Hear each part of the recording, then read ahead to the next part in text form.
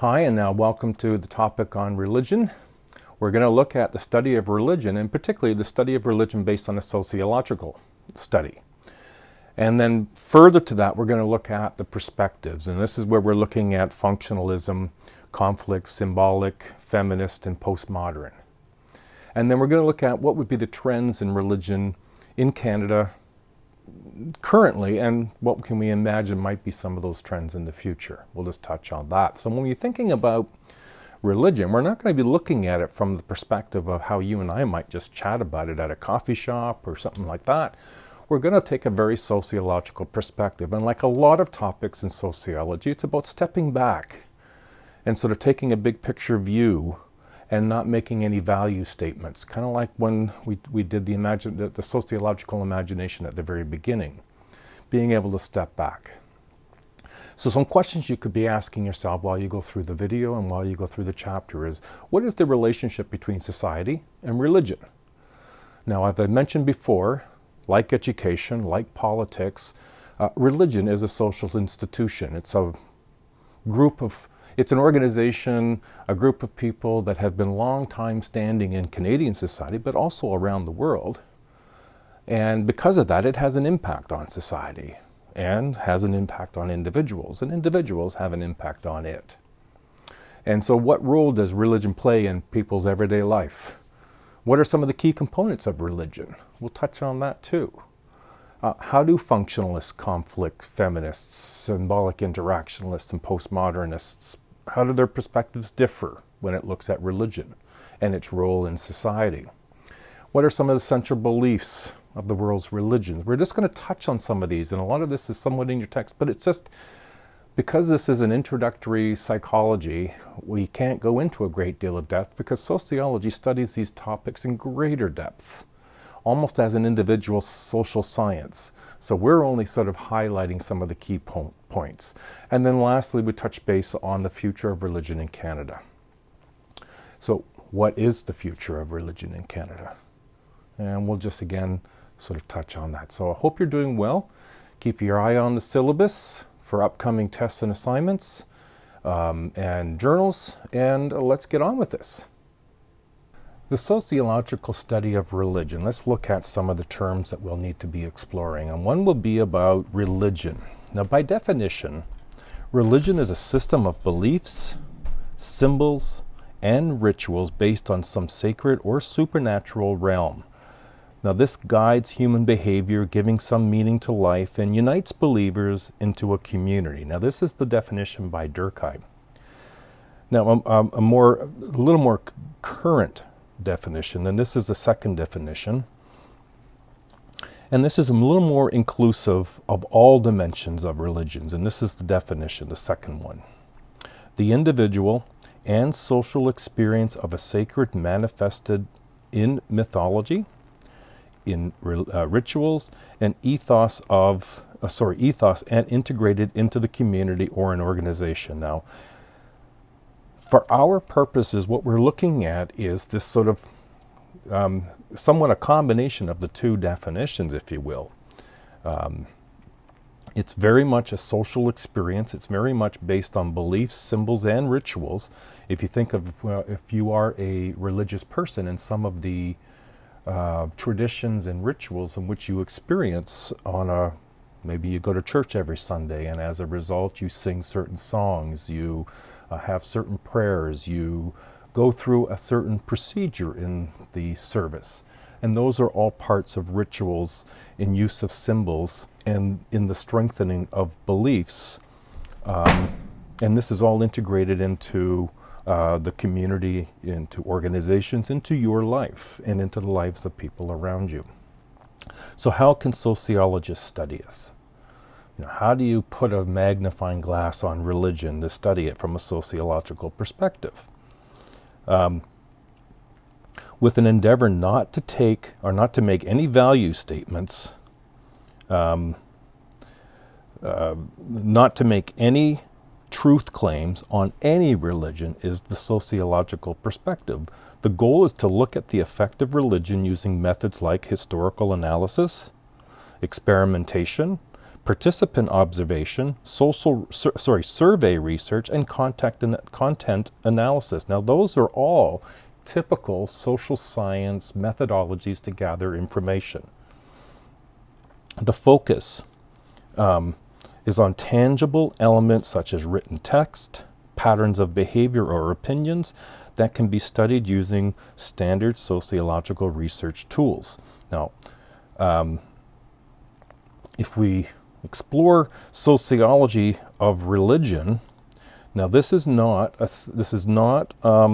theology. Scholars who believe or who study their traditions, sociology does not ask the question such as, what is the nature of God?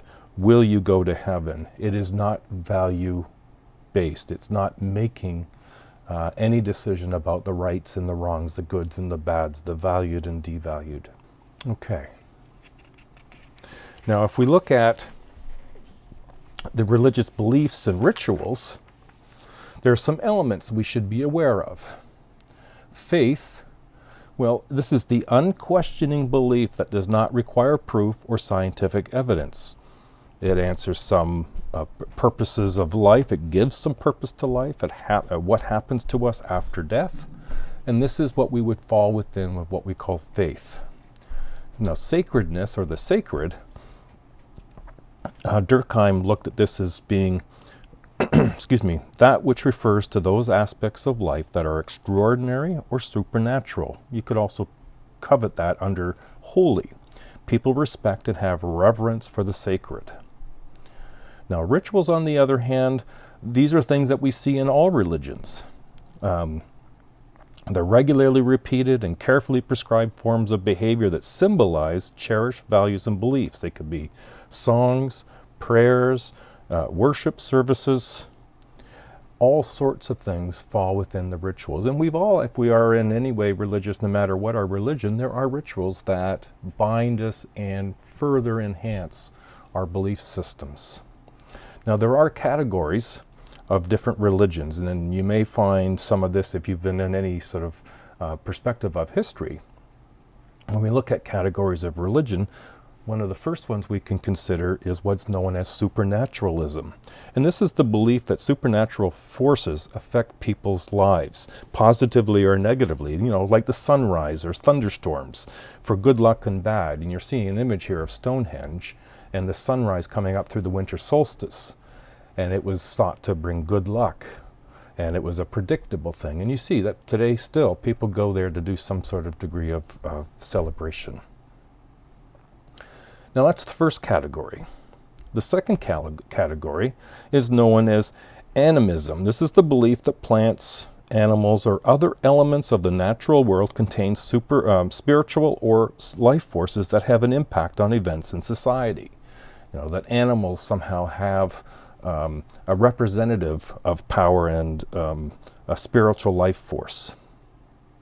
And we still see some religions that harbor a degree of this, that have been long-standing belief systems that have value and provide purpose in life. The third group is what's known as theism, and there's two versions of it. Theism is the belief in God or gods. Monotheism is the single supreme being or God that can impact all things, including creation of earth. So things like Christianity, Judaism, Islam fall under one God, or monotheism. Polytheism, on the other hand, is more than one God. The Shinto and other indigenous religions of Africa often have, and as you can see, Egyptian gods had multiple gods. And then the fourth category is non-theistic. This is the belief in divine spiritual forces such as the sacred principles of thought and conduct rather than the good or the gods, principles of truth, justice, affirmation of life, tolerance of others are all available for you to achieve your own true potential. Now, what we're going to move into will be to look at, now we'll start with sociological perspectives on religion. This is looking at the theories. And we'll begin with functionalists. Now, the religion, from a functionalist perspective, is essential to the maintenance of society, and that's based on Durkheim's work. It's a cultural universal. And so the function is to bind people together. Now remember, functionalists look at the function of different aspects of society.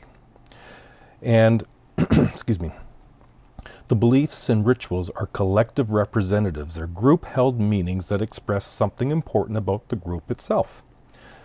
Now, there are some very basic functions but they're major functions of religion. The first is that the meaning and purpose in life. So religion provides, some meaning and purpose in life, so it's less confusing. Religion gives meaning to problems like life, death, suffering, tragedies, famine, economic depression, and offer hope in the afterlife. Secondly, is social cohesion and a sense of belonging. Shared experience and strengthen not only the group, but also the individual's commitment to the group. And then lastly, or third, is social control and the support of the government. Social control comes from conferring supernatural legitimacy from the norms and laws in the society. And so from functionalist perspective, religion plays a function in the successful and stability, if you will, in the success of a society. Now, as an alternative, conflict, which is another set of glasses looking at society differently than functionalists do, its ideologies are a systematic view of the way the world ought to be, are embodied in religious doctrines and political values. And so the main theme of conflict is that religion has three functions. The first function is that of supporting the status quo. Don't upset the apple cart. Remember, conflict is based on there's the haves and have-nots. And those that have don't want the apple cart upset. Maintain the status quo. Secondly, is that because of this unequalness, one of the things that religion's done is causes alienation. It keeps people separate from the larger group, and so religion can sort of maintain that. And then thirdly, it offers legitimacy to the ruling class. That it's used, if you will, by the ruling class in such a manner as to sort of justify what they do and offers this legitimacy of the ruling class. Now there are types of conflict. It tends to promote strife between groups, Jews versus Muslims in Israel and Palestine. It also between groups of a larger society. We see the Protestants and the Catholics in the past within Ireland. And so some of what conflict theory is that it produces this or promotes this tendency towards disagreement between religious groups. And as far as the rich are concerned, that's satisfactory. That keeps the status quo from their perspective.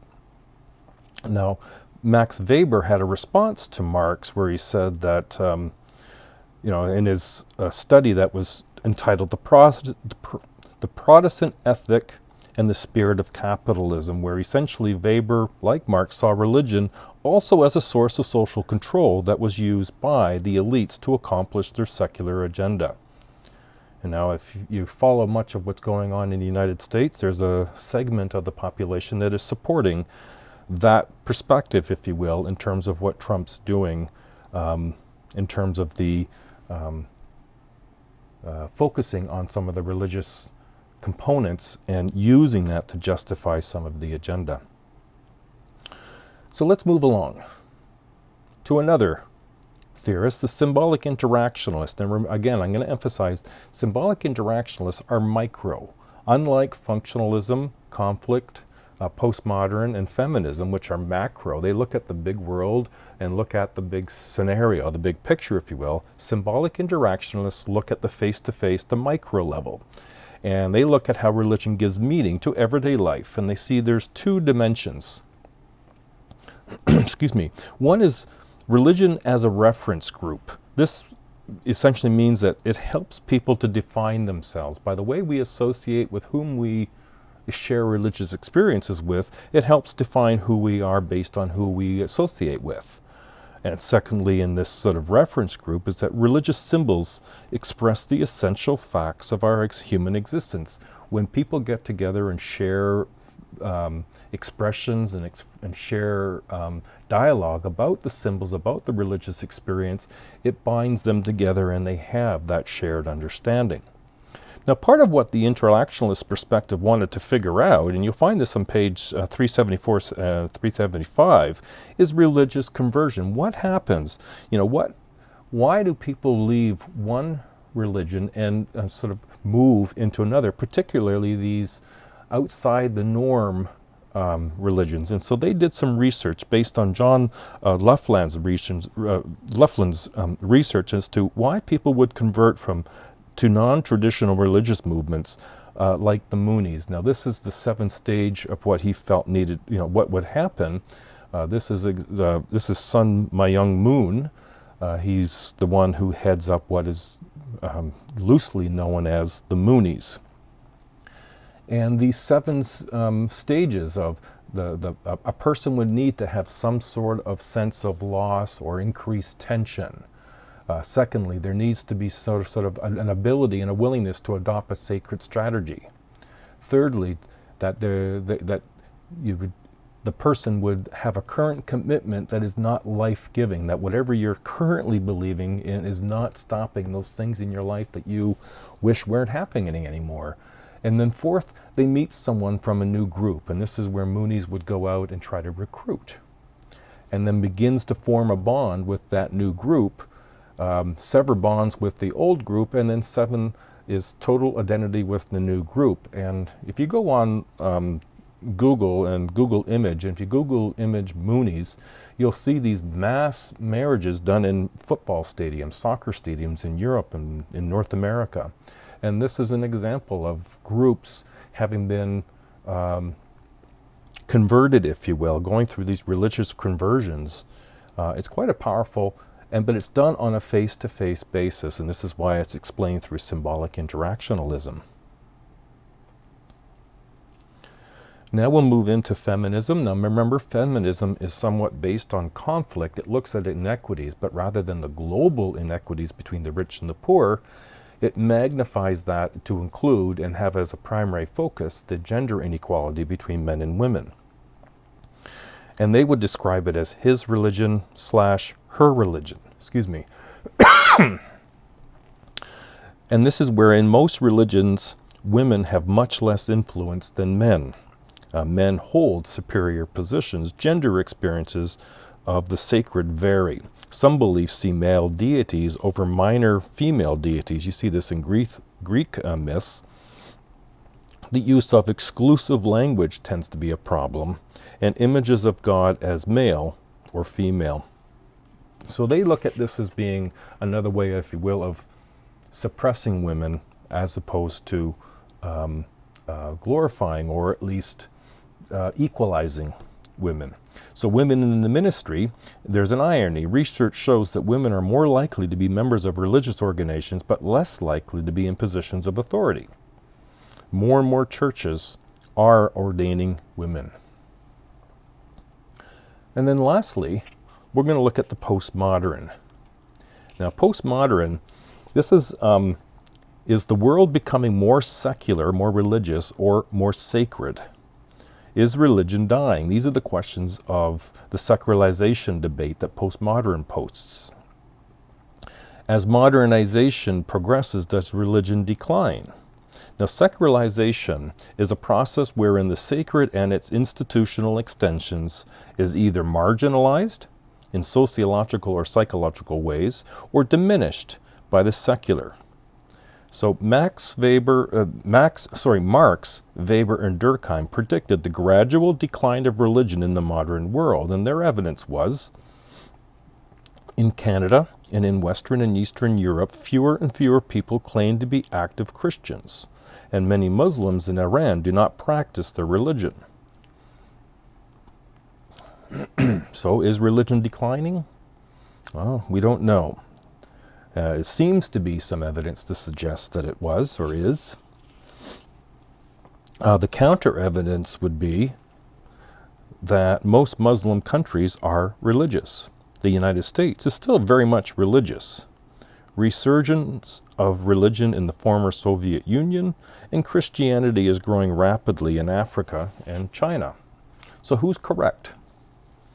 Both versions provide some degree of evidence, but why? When cultures are threatened, religion is a source of strength. Militant Islam is an example of this. Many in third world suffer from poverty and turn to religion for meaning. And so it really leaves open as to, well, it's hard to determine what's going to happen in the future regarding religion. There's evidence on both sides.